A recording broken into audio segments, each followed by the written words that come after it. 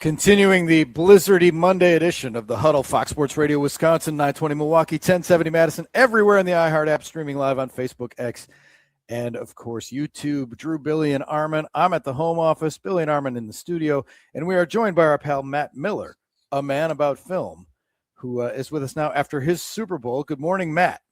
Good morning, fellas. All right, so this Game Balls and Kicks to the Balls Monday on the Huddle. And I just figured we could ask you questions and interview you, but why not just let's give you the floor and give us your 5 or 10 off the cuff game balls and kicks for the Oscars. The what was it? The 95th, 98th, 98th, yeah, 98th. Oscars. Two more to 100, yeah, and then they go to YouTube. what is that? Yeah, exactly. What's game balling and kick to the balling for you? Today, I'll give out my kick to the balls first, and that goes to the audio people at the Oscars. The constant cutting people off on their speeches. I'll send you a text, Ben. Was just heinous at some point. Like, they were losing the room, and they were having audio issues all night. The room sounded really empty for some odd reason. And listen, I get it. The show can't run for 5 hours. You can't let everybody give a speech forever. But when the person's up at the microphone about to speak, and this is the moment they've been working their entire life for, this is their moment to finally take a bow. This isn't a famous person. This is, a production designer who's finally getting to take a bow. And you immediately start playing the playoff music and dropping the mic down because you just absolutely have to get to a Mandalorian and Grogu bit. It's just a bad look. It ruins the celebratory vibe of the night. And I will say, I'll go to the positive now, a game ball to me, because after years of complaining about not showing clips during the Oscars, because sell the product, this is a glorified advertisement, show people the movies you're honoring. And they finally did it last night. They showed some clips again. Finally, I like that. And who would have thought that a good producer is valuable? I don't know. Who would have thought that? Who'd have thunk, Armin? Oh man, I guess the producer matters. And casting directors too. Now, yeah. Finally. Yeah, we had our first casting award last night. And obviously, Game Balls, obviously, both One Battle After Another and Sinners. It was nice that, in a year where both of the frontrunners were really, really good movies that were both really successful and really had things to say while also being just good Hollywood entertainment, I'm glad they both got their moment to shine on Sunday night. Obviously, One Battle wins Best Picture, Best Director, wins the most awards on the night with 6, but Sinners still got its shine. Michael B. Jordan wins Best Actor, gets to take his bow. Ryan Coogler wins Best Original Screenplay and gets to take his bow for the achievement that was that movie. And then you have your first ever female cinematography winner, which is really cool. It only took 130 some years of the art form, but we finally, gave a woman that award. So a really good night for winners just across the board. There's not a lot that I look back at last night and I'm like, oh, Jesus, that's going to look bad tomorrow. All right. Is it a game ball or a kick to the ball to Sean Penn for not showing up? Marlon Brando now. It's his third Oscar. I feel like if I was getting a historic level Oscar, something that few others have achieved, I would show up. But it sounds like he's doing his Sean Penn going to Ukraine thing, his second home there. So I guess that's a noble enough reason to not be there for the Oscars. At least it wasn't Marlon Brandoing like you said and sending someone to awkwardly receive it in his place. But come on, Sean. Well, you're good when receiving an Oscar can become that ordinary for you that you don't have to even show up. I guess that you've that's the ultimate flex in your profession. They'd be like, no, this is just old hat for me. No big deal. That's pretty big. Whatever. I mean, I like the guy who won Best Score, Ludwig Göransson. He has won 3 Oscars in less than a decade. That man is on an incredible heater in that category. Yeah. Is that a dynasty? He's doing the score for the Christopher Nolan Odyssey movie this summer. Put a good bet on him maybe going for a 4th next year. Ooh, I like it. What about, Matt, the Chalamet Michael B. Jordan showdown? Are they becoming Duke, North Carolina, or did Chalamet hurt himself with some comments that may have turned off some voters? Where do you come down on that? Yeah, I think Timmy Chalamet is officially our new Leonardo DiCaprio, man. And the Oscars do like making actors wait for their Oscars. I mean, it happened to Al Pacino. Obviously, it happened to Leonardo DiCaprio. They really like making actors kind of suffer and earn their Oscars, damn it. And that's what they did. That's what they're doing to Timmy. And it's funny because you think to yourself, like, I guess he's going to win it for like an okay biopic performance, but he did his Bob Dylan biopic last year. He can't do it again. So it'll be interesting to see, what he inevitably wins his Oscar for. Cause I mean, he's doing great work. He's a really good, talented young actor, but yeah, for some odd reason, the Academy, when it comes to actors, they love stringing them out. They love being like, no. You got to wait. You got to put in the resume. Yeah, I like that. You can't just be handing out participation trophy. You got to be earning this thing. And also, listen, Wallace winning and Michael B. Jordan being I fell in love with him when I cried real tears after he died in The Wire. But to roll this into the career that he's got right now, it's pretty remarkable to see the heater that he's on, Matt.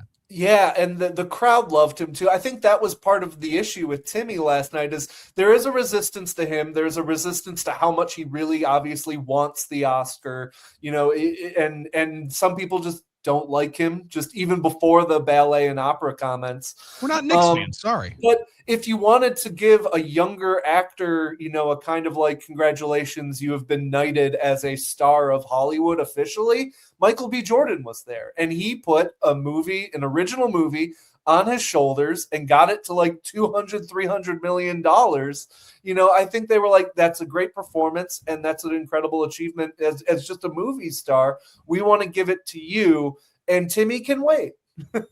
Well, the wait's over for Paul Thomas Anderson, PTA, not PCA, Armin. Different guy. Good. For PTA. And was that a little bit, did that have an element of a Lifetime Achievement Award, or did the planets align?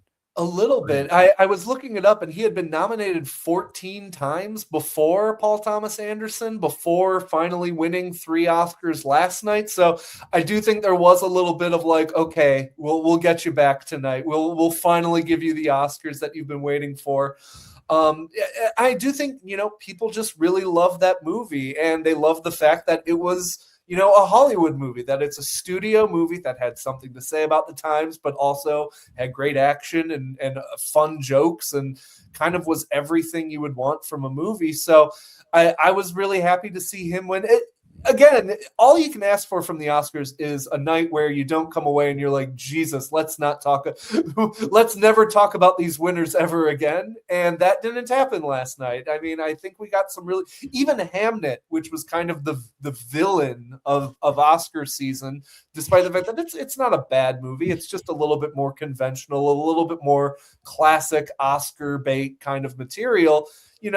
Jessie Buckley's a great actress, and if you're going to give that movie an award, it makes total sense to give it to Best Actress. She's working real hard in that movie. She kind of I didn't know there was villain. That's pretty cool. All right, so what about Conan? I thought he was good. I've always liked Conan.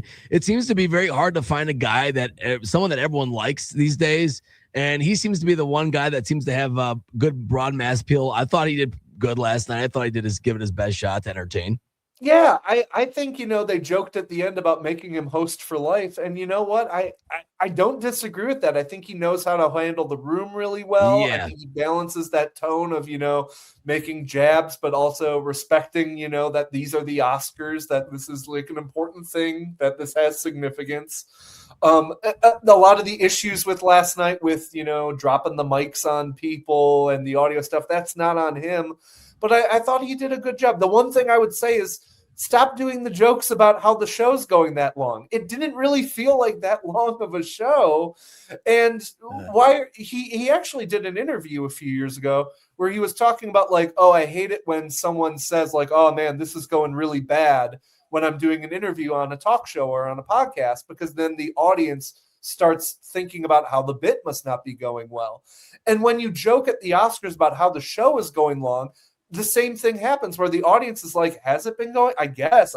If they think it's going long, then it must be going long. Stop making those jokes. We've had like 5-6 hour long Oscars before. We were done before 10 last night. Why are you ashamed of don't taking fuel this? time?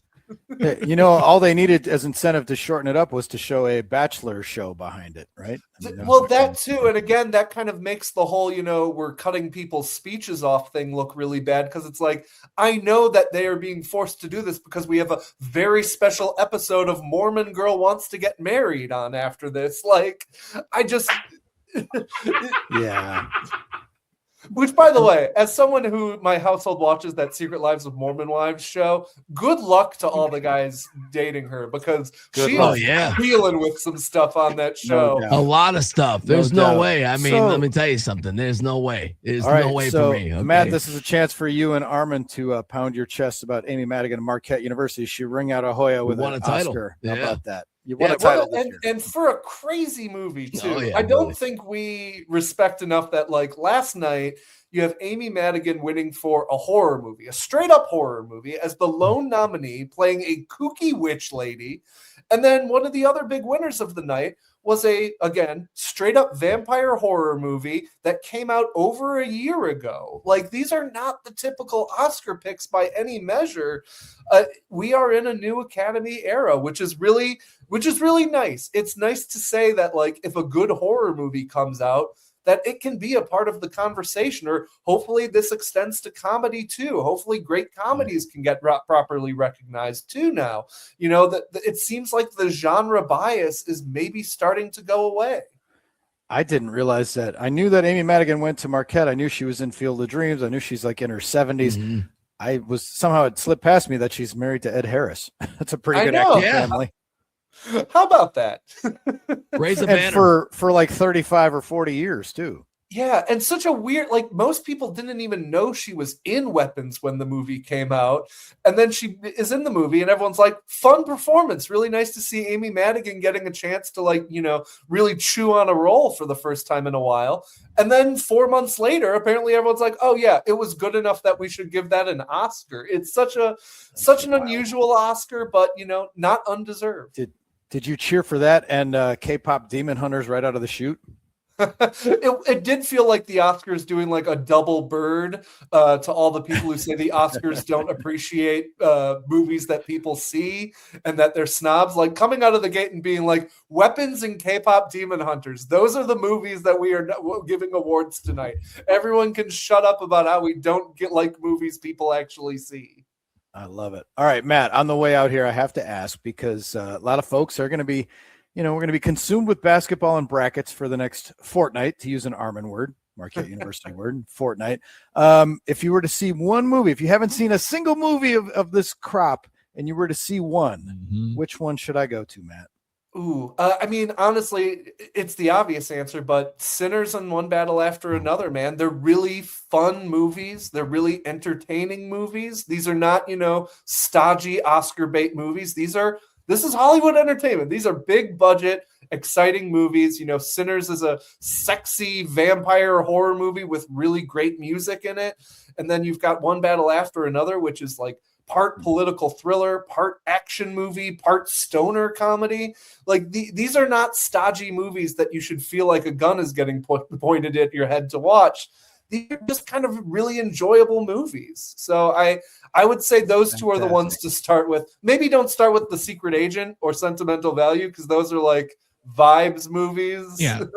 I'm stunned that it wasn't Zootopia 2. And like, if anything got robbed last night, it was the fact that Zootopia. Come on. I'm sorry, man. K-pop Demon Hunters was never losing. They were. Oh, love it. Love it. And oh man, that's funny. Matt Miller, thank you for hanging out with us. We appreciate it as always. I'm glad that you survived and enjoyed your Super Bowl. Friendos, thank you so much for having me. And let's go Miami, Ohio Redhawks. And like Billy, I did. Yes. I became aware of Michael B. Jordan during The Wire, liked his work, knew he was ticketed for stardom, but now he's like Giannis because he took the Oscar to In-N-Out Burger, and that's incredible. Yeah. That was a great visual. Fantastic. Michael B. Jordan, one of us. He's got a Thomas Crown Affair remake coming up next, and that movie is going to make money. So good on him. I am a little bit. He's now getting into the territory where he just might be a little too handsome, though. Like there's certain guys that I started to get mad at, and now Michael B. Jordan might be into that for category. the rest of us. My wife was like, he really pulls off that suit, and I was like, I think you can say that about most clothes. I think I'm just surprised he wears it. Like if I was Michael B. Jordan, I'd be walking down in a tank top or a shirtless every single day. I would be insufferable if I was that good looking. That man would make a barrel and suspenders look impressive. He absolutely would. Really pulls off that burlap sack. Really. Yes. All right. We're going to take a quick break. You're hanging out. It's time to close up shop already on the Blizzard edition of the Huddle, Fox Sports Radio, Wisconsin. This guy.